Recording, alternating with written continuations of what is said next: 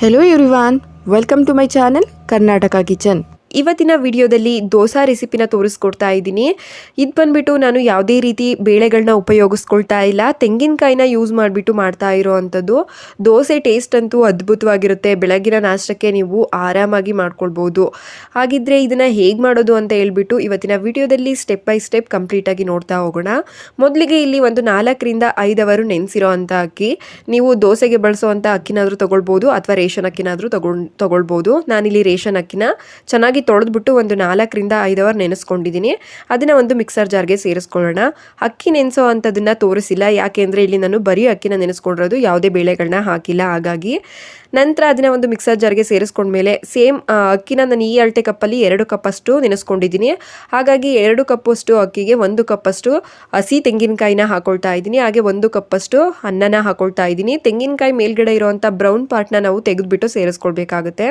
ಹಾಗೆ ಒಂದು ಅರ್ಧ ಟೀ ಸ್ಪೂನಷ್ಟು ಸಕ್ಕರೆ, ತೆಂಗಿನಕಾಯಿಂದ ಬರುವಂಥ ಎಳ್ನೀರನ್ನು ಕೂಡ ಹಾಕೊಂಡ್ರೆ ರುಚಿ ತುಂಬಾ ಚೆನ್ನಾಗಿ ಬರುತ್ತೆ.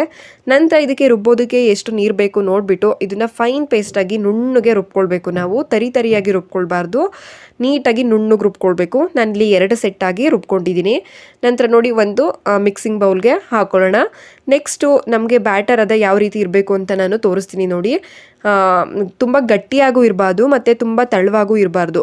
ಮತ್ತು ನಾವು ಇದಕ್ಕೆ ಉಪ್ಪನ್ನ ನೈಟು ಮಿಕ್ಸ್ ಮಾಡುವಾಗ ಹಾಕ್ಕೊಳ್ಬಾರ್ದು. ರುಬ್ಬಿದ ತಕ್ಷಣ ನಾವು ಇದನ್ನು ಚೆನ್ನಾಗಿ ಒಂದ್ಸಲ ಬೀಟ್ ಮಾಡಿಬಿಟ್ಟು ಕ್ಲೋಸ್ ಮಾಡಿ ಇಟ್ಕೊಳ್ಬೇಕಾಗುತ್ತೆ. ಎಷ್ಟು ಚೆನ್ನಾಗಿ ಫರ್ಮಿಟ್ ಆಗುತ್ತೆ ಅಂತ ಅಂದರೆ ಇದನ್ನು ನಾವು ಒಂದು 10 ಅವರ್ ಆದರೂ ಬಿಡಬೇಕು. ಅಂದರೆ ಓವರ್ ನೈಟ್ ಬಿಟ್ಟರೆ ಸಾಕಾಗುತ್ತೆ. ನೋಡಿ ಚೆನ್ನಾಗಿ ಈ ಹದದಲ್ಲಿ ಸ್ವಲ್ಪ ಗಟ್ಟಿ ಅನ್ನಿಸ್ತು ಅಂತ ಅಂದರೆ ಮಾತ್ರ ನೀರನ್ನು ಸೇರಿಸ್ಕೊಂಡು ಒಂದ್ಸಲ ಮಿಕ್ಸ್ ಮಾಡ್ಕೊಳ್ಳಿ. ತುಂಬ ತೆಳುವಾಗಿ ಮಾಡ್ಕೋಬಾರ್ದು. ನೋಡ್ತಾ ಇರ್ಬೋದು ವಿಡಿಯೋದಲ್ಲಿ ನೀವು ಯಾವ ಹದದಲ್ಲಿ ನನಗೆ ಬ್ಯಾಟರ್ ಇದೆ ಅಂತ ಹೇಳ್ಬಿಟ್ಟು. ಈ ರೀತಿ ಚೆನ್ನಾಗಿ ಒಂದ್ಸಲ ಮಿಕ್ಸ್ ಮಾಡ್ಕೊಂಡಿದ್ದಾದಮೇಲೆ ನಾವು ಇದಕ್ಕೆ ಒಂದು ಪ್ಲೇಟ್ನ ಕ್ಲೋಸ್ ಮಾಡಿಬಿಟ್ಟು ಓವರ್ ನೈಟ್ ಫರ್ಮಿಟ್ ಆಗಲಿಕ್ಕೆ ಬಿಡ್ತಾ ಇದ್ದೀನಿ. ಯಾವುದೇ ಬೇಳೆಗಳನ್ನ ಉಪಯೋಗಿಸಿಲ್ಲ, ಆದರೂ ನಮಗೆ ಬ್ಯಾಟರ್ ಯಾವ ರೀತಿ ಫರ್ಮಿಟ್ ಆಗಿರುತ್ತೆ ಅಂತ ನೀವೇ ನೋಡ್ತಾ ಇರ್ಬೋದು ವಿಡಿಯೋದಲ್ಲಿ ಎಷ್ಟು ಚೆನ್ನಾಗಾಗಿದೆ ಅಂತೇಳಿ. ದೋಸೆ ಅಂತೂ ತುಂಬಾ ಚೆನ್ನಾಗಿ ಬರುತ್ತೆ. ಇಷ್ಟು ಚೆನ್ನಾಗಿ ಫರ್ಮಿಟ್ ಆಗಿದಾಗ ನಾವು ಇದಕ್ಕೆ ಸೋಡಾ ಹಾಕೋ ಅವಶ್ಯಕತೆ ಕೂಡ ಇರೋದಿಲ್ಲ. ನಾನಿಲ್ಲಿ ಉಪ್ಪನ್ನು ಮಾತ್ರ ಸೇರಿಸ್ಕೊಳ್ತಾ ಇದ್ದೀನಿ. ಬೆಳಗ್ಗೆ ಮಾಡುವಾಗ ನಾವು ಉಪ್ಪನ್ನ ಹಾಕ್ಕೊಳ್ಬೇಕಾಗುತ್ತೆ. ರುಚಿಗೆ ಎಷ್ಟು ಬೇಕು ನೋಡಿ ಉಪ್ಪನ್ನು ಹಾಕ್ಕೊಂಡು ಚೆನ್ನಾಗಿ ಮಿಕ್ಸ್ ಮಾಡ್ಕೊಳ್ಳಿ. ಮತ್ತೆ ನೀರು ಹಾಕೋ ಅವಶ್ಯಕತೆ ಇರೋದಿಲ್ಲ. ನಾವು ನೈಟ್ ಮಿಕ್ಸ್ ಮಾಡುವಾಗಲೇ ಒಂದು ಕರೆಕ್ಟಾಗಿರೋ ಹದದಲ್ಲಿ ಮಿಕ್ಸ್ ಮಾಡಿ ಇಟ್ಕೊಂಡ್ರೆ ನೋಡಿ. ನೆಕ್ಸ್ಟು ಈ ಹದದಲ್ಲಿ ನನಗೆ ಬ್ಯಾಟರ್ ಅನ್ನೋದು ರೆಡಿಯಾಗಿದೆ ಬೆಳಗ್ಗೆ. ಇವಾಗ ನಾನು ದೋಸೆನ ಹಾಕ್ಕೊಡೋದು ಹೇಗೆ ಅಂತ ಹೇಳ್ಬಿಟ್ಟು ತೋರಿಸ್ಕೊಡ್ತಾ ಇದ್ದೀನಿ. ಇದು ನಾನು ಸೆಟ್ ದೋಸೆ ಥರ ಮಾಡ್ತಾ ಇರೋದು, ಹಾಗಾಗಿ ಅಗಲ ಮಾಡೋದಿಲ್ಲ.